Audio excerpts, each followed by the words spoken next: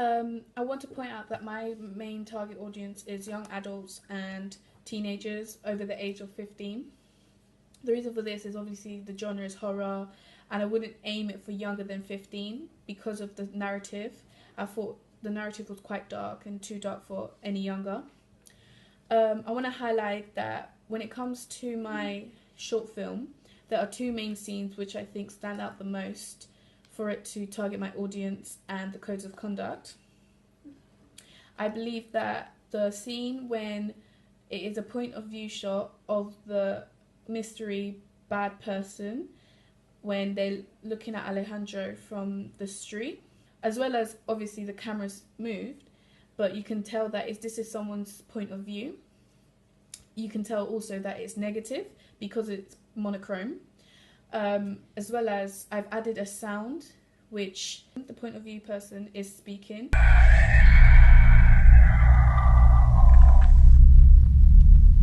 This creates more tension and keeps the audience guessing, who is this, what can it be? Like, just I want the audience to be questioning at this moment, because it's the first time you see anything negative in the my short film. As well as it's one of the codes of conduct where the person sees the warning because he turns around but doesn't take it to consideration, which I personally think works well in my short film. Another scene was the point of view shot when Alejandro was putting his cup down, and then he sees his sister, and it's a slow tension. You're just wondering, why is he approaching her? Why is this such a long scene? And then you see how the lights turn off and you're able to hear the sound. There's nothing there, and it gets the audience like worried. Why is there nothing there? And I like this because I'm able to create tension with literally no sound, as well as at the end I put all the sound in. I make it black, and obviously someone pop out, which this is what I wanted. This attracts my audience because it keeps them on edge, keeps them thinking, what's going to happen next?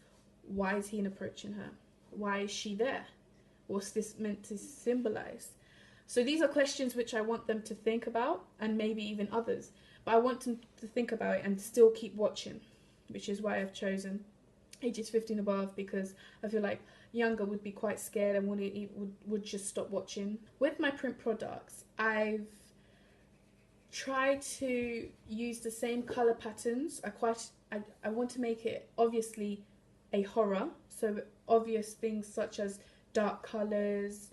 The coloring palette has to be the same for both, so it's obvious that this poster connects to this double page spread. For example, I chose red, white and black. Obviously red because it symbolizes quite like horrific scenes. It symbolizes blood. So quite violent and negative items and things like that. I've chosen white because I feel like it would make the viewer easier to capture, like their eyes get caught into the text that I've included into my double page spread. And obviously black makes it, oh, this is horror. This is not a film that's going to be quite positive. This is dark. And also, because of my poster, it's just the face. And I know that my hair's black, so I had to make the outline quite dark so that you are focused on the face. And I believe that the poster, the double page spread and the short film all are combined because of the title, The Ghostly Path. I've used the same text because I believe this is good for the audience to understand, oh, this connects with that, this connects with that, and I've continuously used the same title and font.